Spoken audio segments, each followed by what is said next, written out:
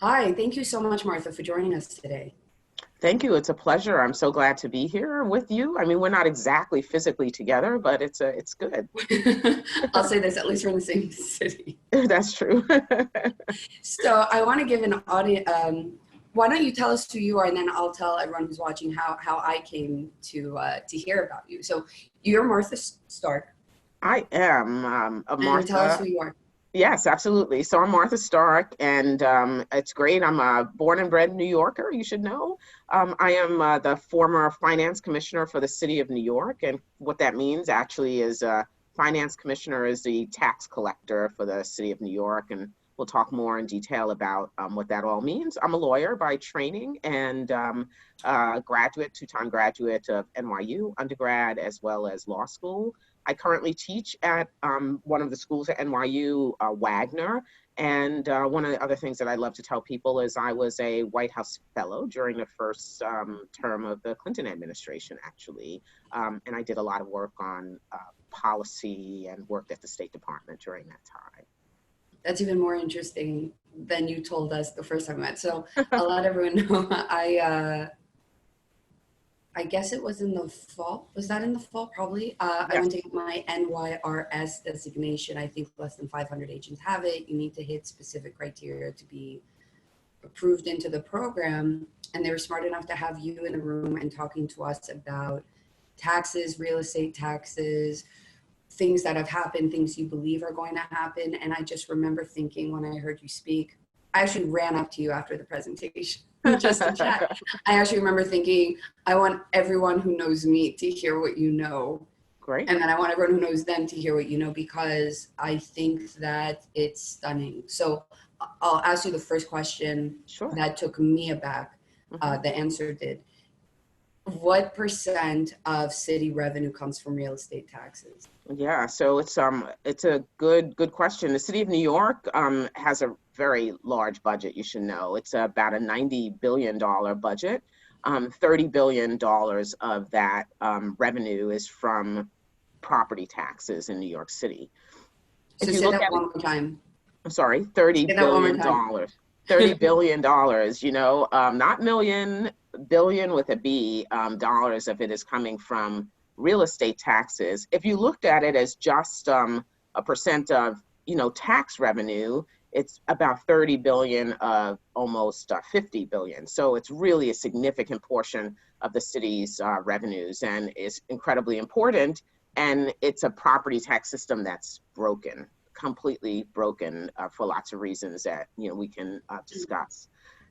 Not the least of which is actually it's so broken that a coalition of us have filed a lawsuit challenging the property tax system in New York, arguing that first off it is illegal, so that they're not following even current law, but also that it is discriminatory, and can negatively affect neighborhoods that actually are majority minority neighborhoods, based on the sort of way that the structure is. We argue that it violates equal protection, Fair Housing Act, and the like. And again, as we talk more about the property tax, so I tell you more about it, you'll understand a little bit why it seems appropriate to have a suit, and the court kind of at least opine about what the city of New York needs to do in order to make its tax a lot more fair as well as understandable. I mean, what's really fascinating to me is for uh, a tax that raises that much money, $30 billion, very few people understand it. And actually, if you talk to any New Yorker, everyone feels like they're paying more taxes than they should. And that's a problem. That's when you have a problem, where if you actually are paying less than you should, you don't even know it. That's how complicated it is. No one knows whether they're benefiting. Everybody feels like they're getting, excuse the vernacular, but screwed by this property tax system. And that's really problematic. And so let's break up, first of all, let's think of real estate as an asset class, Sure. right? And that different assets are taxed differently. So the different assets include, on the one side, we're going to have apartments, Right. right? Where we're going to have the co-op condo world, Yes. condop world, so co-op condos, condops. And then on the other hand, not only do we have let's call them homes, like townhouses, but even within there, you're going to have the single family all the way through to multifamily, commercial, and so Right. forth, correct? Right, right. Well, actually, in New York, unlike many other places, we have categorized these asset classes, as you described them, into four categories. The first category, as you just described, is one, two, and three family homes. So all, would include some townhouses, but it's really one, two, three family homes. The second class actually is all basically residential buildings with more than 3 units. So it's apartment buildings that are rented out to tenants, but it's also apartment buildings that are co-ops and condos and the like. The third tax class, which few people care about, but they really should, is utilities. So, for us in New York City, it's, Con Ed and even sort of the telephone and cable utilities, they're in one tax class. The reason why people should care but don't care is that utilities get to pass their taxes on to us dollar for dollar. And they do it, sort of directly. And so it actually has more of a impact on people with lower incomes because you're going to get those taxes regardless of your ability to pay.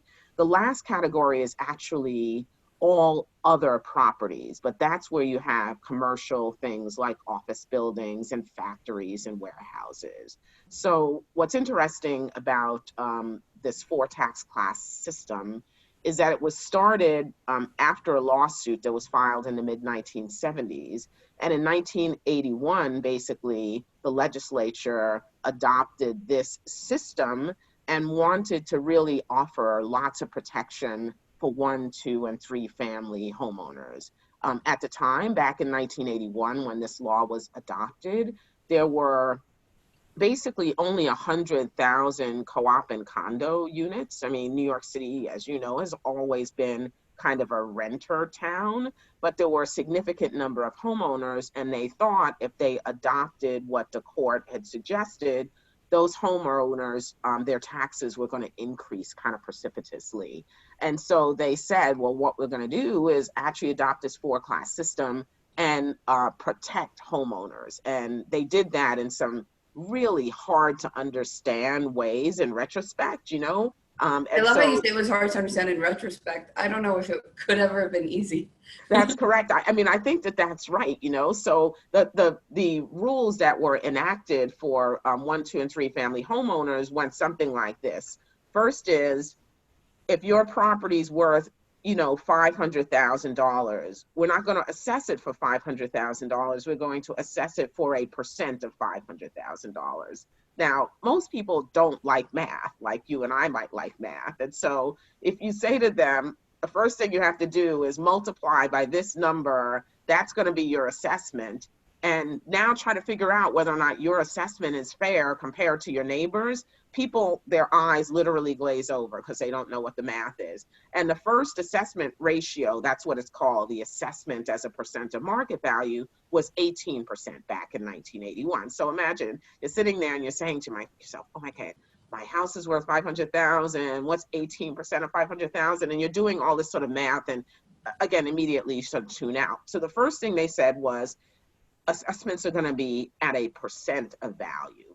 The second thing is, by the way, if you're a one, two, and three family home, your assessments can't increase more than 6% a year and 20% over 5 years. Okay, so now everyone's really kind of lost when all is said and done. So your assessments can't increase more than a certain percent.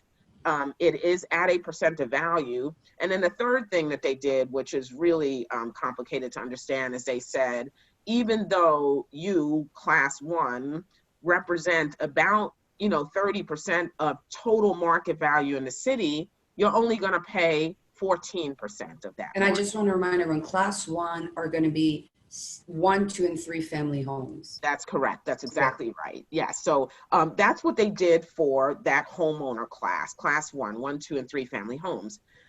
For class, so they're assessing. So just a reminder, yeah. 1, 2, and 3 family homes are paying taxes based on an assessment. That's correct. Assessed value, that's not 100% of value. It's a lower percent of value. And their assessments are capped from year to year. How much they can increase and change is capped from year to year. So that's sort of how class one works. You should know, by the way, that currently the city of New York says that they are assessing class one at 6%.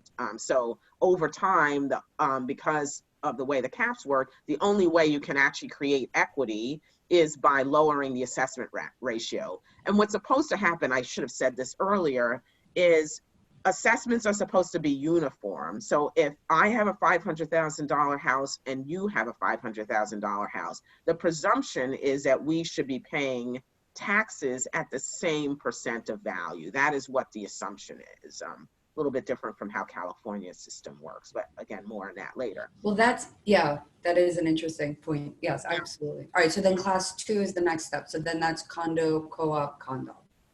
Condo, co-op, condo, and apartment building, rental apartment buildings are also in that tax class.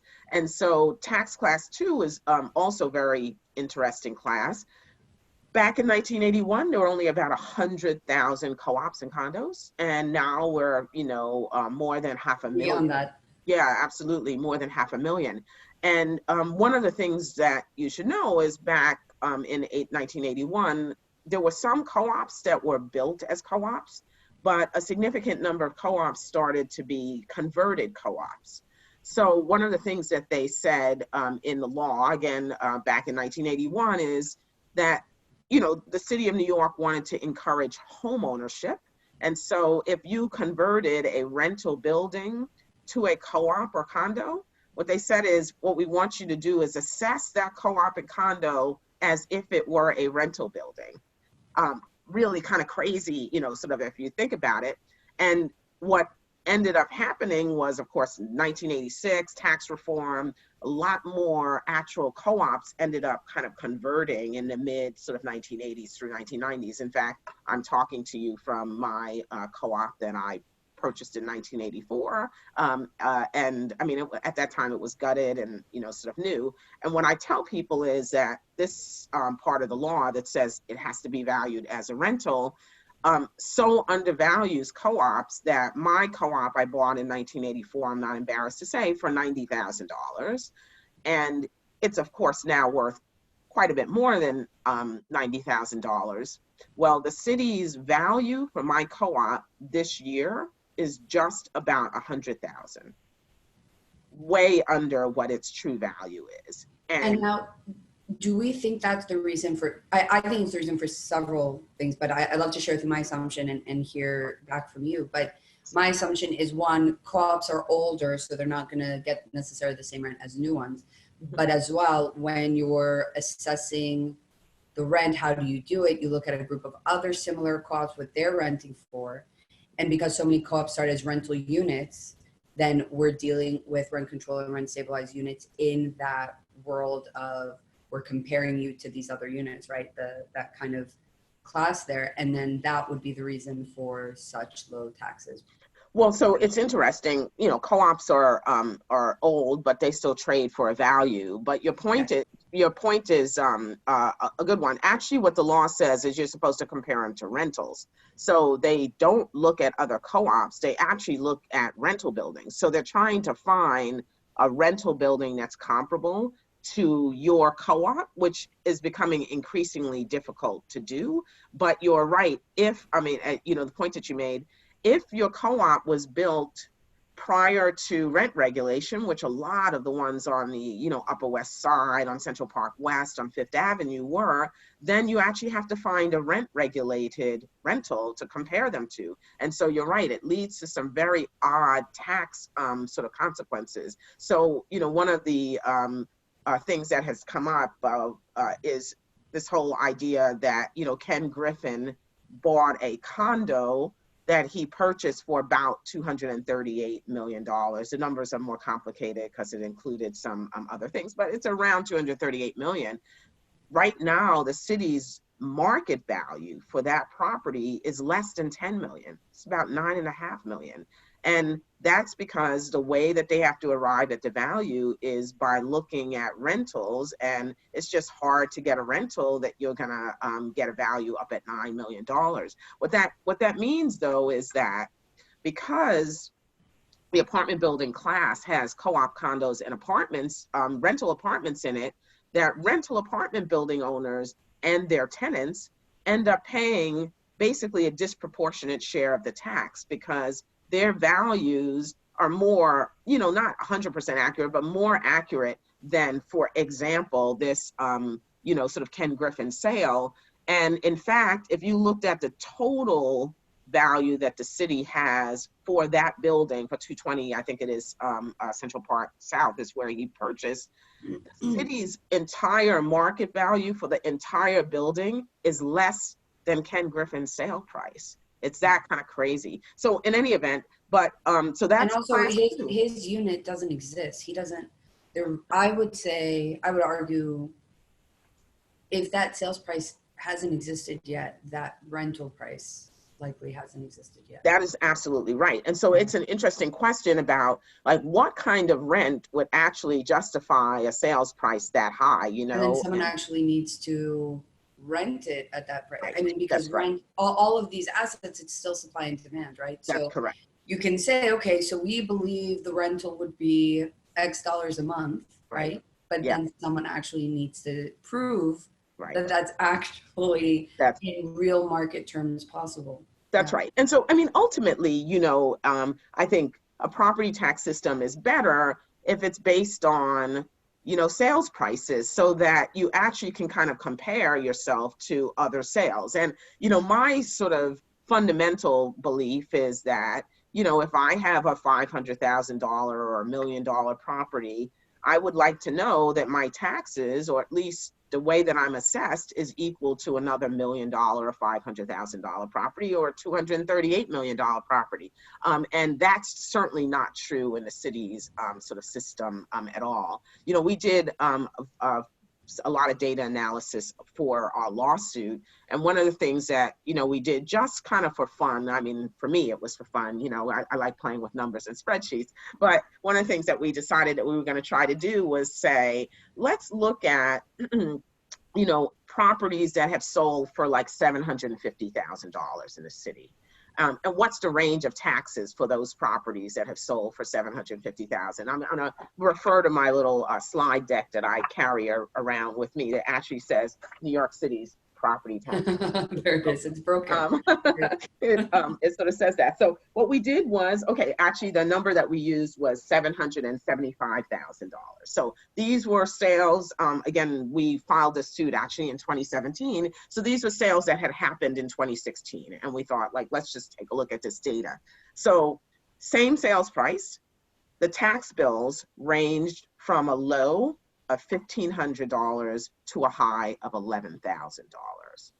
So like wide disparities in terms of their tax bill. And just so you know, when we are calculating these tax bills, we're eliminating exemptions because I don't want it to get, sort of affected by, well, this is a senior's house. And so they get a little bit of a discount on their properties. So then what we did, we said, well, that's kind of a pretty wide range. Let's do it a different way. Let's look at everybody who's paying $4,200 in taxes. We chose that number. It was about the median sort of tax. And what we found when we did that, and we're talking monthly tax. No, year. For the year? $4,300. And these were like 1 to 3 family homes. Is the median property tax in the city of New York? It just reminds you how big New York City is. So many people think it's just Manhattan. Right. We really are 5 boroughs, and that's really affecting that. That's really interesting to me. Absolutely, absolutely true. So if you looked at sales price by borough, you'd be, pretty surprised. But the Bronx and Staten Island have much lower sales prices. I mean, I think the order of sales price, of course, is Manhattan, and then Brooklyn is sort of next. Queens, Staten Island home prices are a little bit higher than the Bronx, but you're right. Once you put that all together, it's really. And then because it's like for like in terms of the rental world, right? Then we're saying that the geography of where it's located in the city makes a big difference because Central Park West, for example, is more valuable in the rental market than, let's say,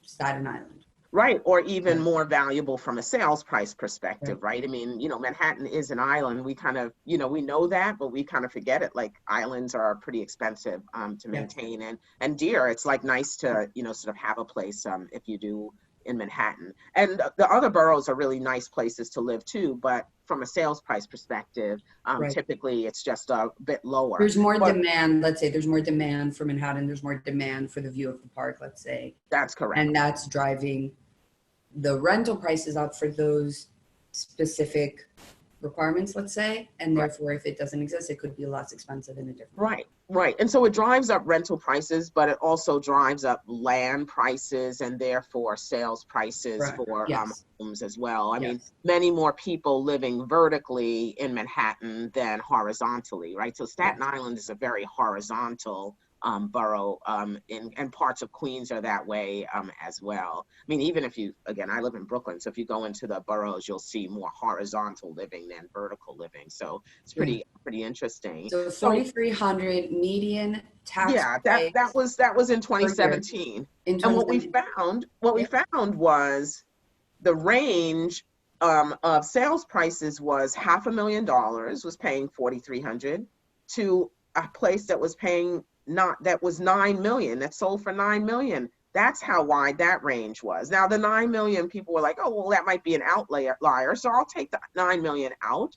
But there was a sale for 3.3, a little more than 3 million, and that property was also paying $4,300. So what's So the median? What was the median sales price for the median tax? I have those numbers. I just But don't not in have front them of at you. my fingertips. Yeah. Yeah. That's So really fascinating. right. So really, sort of interesting. And also, I've sort of course, run data based on the city's estimate of market value too, and could tell you and certainly share, in a future, sort of conversation, the median for every sort of property type in the city of New York. So anyway, all of that to say that the property tax is crazy. It's not equal in any way, shape, and form. We've got these tax classes, some of which feel like, are they, one, are they necessary anymore? But what really is the difference between a horizontal home and a vertical home? And why should we have, for example, co-ops and condos in a class that's separate from 1, 2, and 3 family homes? The fact that everyone's very concerned about affordable housing, especially affordable rental housing, that's interesting and problematic as well. And part of the reason why rents are as high as they are the taxes are a significant actual burden for people in terms of how much they pay. So landlords are passing on to their tenants taxes that can be as high as 30 to 40% of rent. And so that's, sort of also really problematic. And so we're trying to figure out what would be a better kind of tax system, and hoping that the courts will opine and give us some suggestions about what we could be doing better and differently here in the city. I'm curious, and I'll also say I'm not an expert. I'm not endorsing, for any viewers, I'm not endorsing one thing or another. I just think this is really interesting. But in your perspective, what is the solution? What would you like to see happen? So, it's interesting. And when I talk about the solution, I'm going to talk personally, because our lawsuit was very clear and specific. We were not offering a solution. We're not looking for money from the lawsuit. It's really a declaratory action where we're asking the court to just say that the current system is a violation of the law, whether it's because it's unconstitutional and violates the Fair Housing Act, and equal protection and all that sort of stuff, right? Important sort of things. My personal, I'm really a pretty simple-minded woman. I just really want market value to be the kind of real key sort of thing. I would like people to be able to look at their value and have some idea whether or not it bears a relationship to what they think their property is worth, and that it is comparable to what they think their neighbor's property is worth. So that I'm pretty sort of I think that's important. I think You're seeing major disparity at similar price points between neighbors. that's exactly right. And that right there is a prescription for undermining your property tax system. If you're looking and seeing people with the same value as you paying really substantially different taxes, that's not going to, encourage you to believe that this is a fair system. And I think that that's really of paramount importance. The second thing is that, again, and it also leads to more transparency, right? I mean, part of what happens now is if you're assessing at a percent, it just makes the tax opaque and really difficult for people to understand. The second thing that for me that I think is incredibly important is, people like to have some predictability in their taxes. And the city of New York in the last, I'd say 5 to 10 years has been increasing taxes by about 6% a year. It's been really pretty sort of amazing. And they do it in a way that's not particularly transparent, right? They say the market value has gone up, and so your taxes have gone up. But the truth is, what we all, and I mean, I don't hate the property tax. It's actually one of my favorite taxes that is out there, is that the thing that we fear most about the property tax is that our value goes up and our income does not, right? So, so a lot of jurisdictions try to mask the fact that your value has gone up. I don't think you should mask it. I think you should tell people their values have gone up, but then a city should lower, basically the rate, not say, oh, the taxes have went up, so we're going to raise the rate on people or raise the rate of taxation. So I think that we have to divorce whether or not the market is up or down from how much revenue we're going to collect from the tax. And in fact, right now we're in a down market for the majority, and it's not like we're seeing property taxes go down because we're in a government that's expanding exponentially all the time. That's so I did have a question for you. We're saying 60% is real estate taxes. Mm-hmm. Real estate taxes is a very specific type of tax that's let's call it property tax. Right. But then there's the, mansion tax.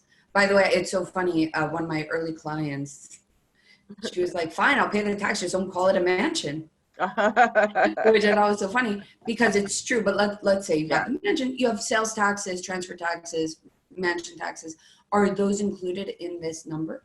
Oh, no, that's our additional amount over and above the taxes we're talking about. When we talk about the property tax, I'm talking just the annual tax that people pay on the value of their real estate or quasi value of their real estate. The transfer taxes and those taxes raise an additional amount of money that is over and above, and the mansion tax as well. The mansion tax, of course, goes to the state. So we were just talking about the city's taxes in terms of this, but so the city we're saying it's even bigger than this. Oh yeah, absolutely. Yeah, I mean, it's a good point. If we were to put in actually, I think I might have those numbers somewhere. I'm going to look right now and see if I can put my finger on them quickly before we're done. Otherwise, I'll send them to you or something so you can kind of post it. But yeah, it's really interesting. If you start including all of the real estate related taxes, then you'd have to include the mortgage recording tax, the real property transfer tax, and then the state real estate tax, transfer tax, and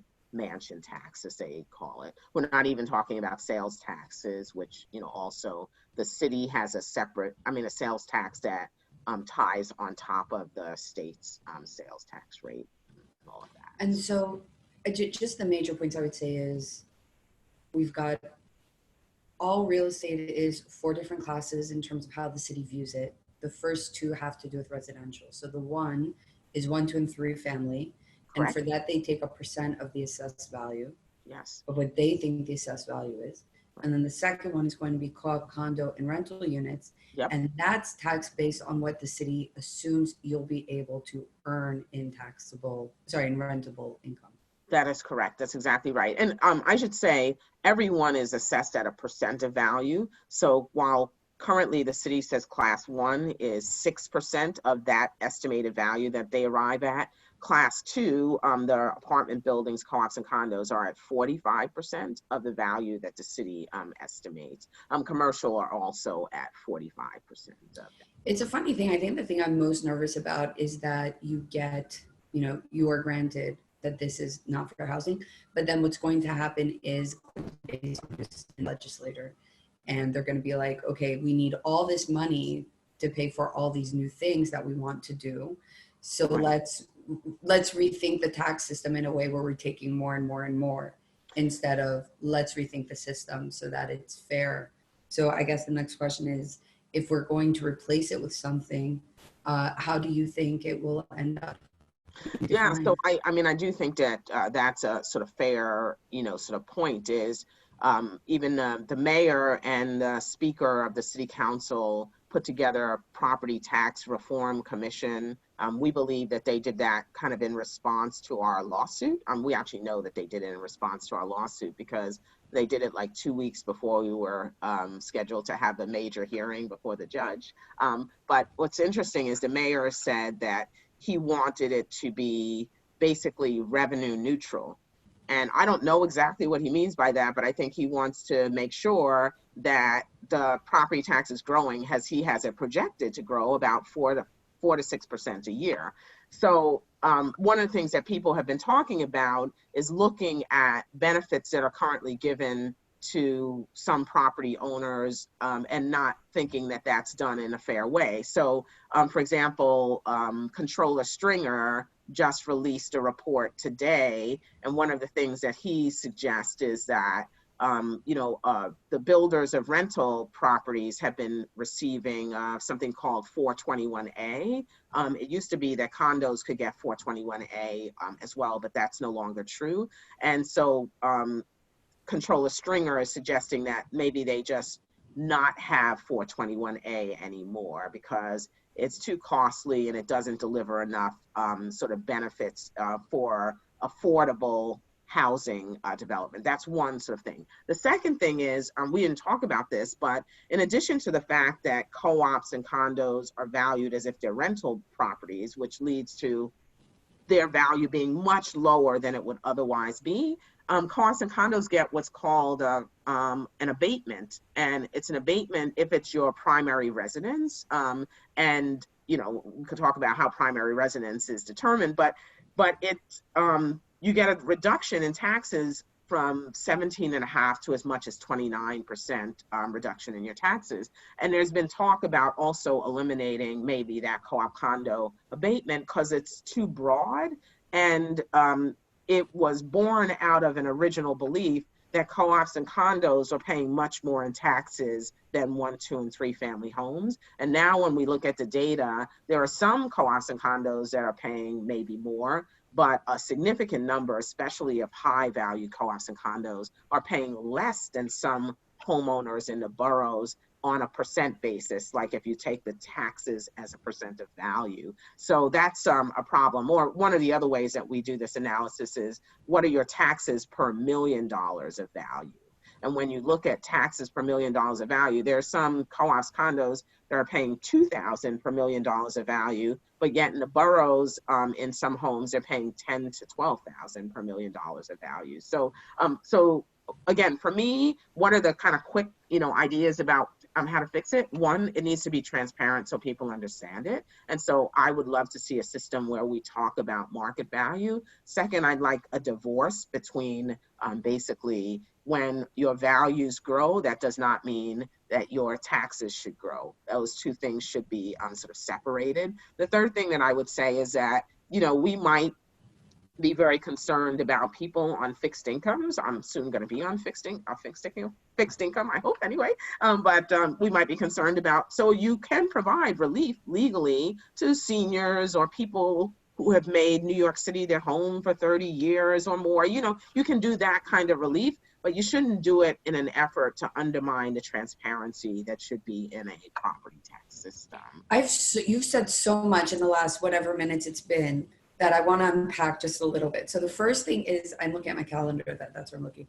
So today's the 30th of January. Yes. And this will not, so when you say Scott Stringer this morning, and by the way, it's the morning, so yes. You woke up and got to work. But this is going to air, I'll be putting it online. I think mid-February. Okay. Is like the second, we'll have a show on the 1st and the 30th, but I'd like to maybe do something on like the 15th, maybe have 3 shows a month. So let's put you on the 15th day there. So let's presume anyone watching this was 2 weeks ago that Scott Stringer did this. The other thing I think, all right, so you said something about taxable cost per $1 million. Yes. But I think that what's so interesting is that because Manhattan can be so expensive, right? Mhm. You know, like a $3 million home here is just a drop in the bucket in terms of how expensive homes can become in Manhattan. Right. Whereas $3 million potentially, where you're looking at in Brooklyn, is like the most expensive home on the block.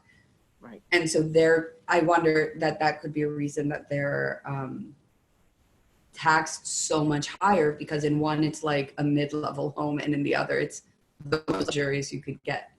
Yeah, I just think 3 million is 3 million is 3 million. Yeah. If my home sells for $3 million, wherever it is, I should pay the same tax as someone else whose home is $3 million. I mean, that's my bottom line. It doesn't, you're right, $3 million is going to go a lot further in some of the boroughs than it is going to go in Manhattan. But the truth is, it is a $3 million home. And it's a $3 million home with all of the other sort of things that kind of go along with that. Either I have the income or I have someone who gave it to me. But the property tax is a broad-based tax. It's really an important tax because it supports schools and sort of general operations. And so I never want to lose sight of, we are going to have a property tax, and we might as well make it the most fair tax that it could be. And because it's based on value, that is what should determine what the overall taxes are. It's a little different, the income tax is that way too. If I earn, $300,000, $100,000, $50,000 in taxes, I mean, we are presuming that we should pay kind of a similar amount. I think that's true of the property tax too. That's a really great way to bring parity, like something everyone can understand. You earn this much money, this is your, well, there's so many ways to decrease it, yeah. plus minus. Yeah. And that's right. And that's a dilemma, right? Is there's so many ways that you can actually offset income, but at its base, right, you would like to know, if I earn this amount of income, whatever you want to call earnings, that this is what my tax is. Well, the property tax is even maybe a little simpler. If my property is worth X and your property is worth X, our taxes should be similar. And if you want to give me a credit against my tax bill for things like, I'm a senior citizen, I'm a veteran, I'm a person with a disability, I had to adjust my house accordingly. You want to give credits for that, we should do that, but not without reflecting the fact this house is worth this and other houses worth this are paying the same amount. You brought up another really interesting thing the last answer session, where I said there's so much there, we have to unpack it. So it had to do with, you were specifically talking about the abatements people get when it's a primary residence. And It's so interesting because there's going to be a much more public push for terre. So for people who don't know, that's for someone who lives up, like, let's call it a second home. And I find that really interesting because to a degree that already exists by way of the abatement, that people for whom it is a second home are already paying more.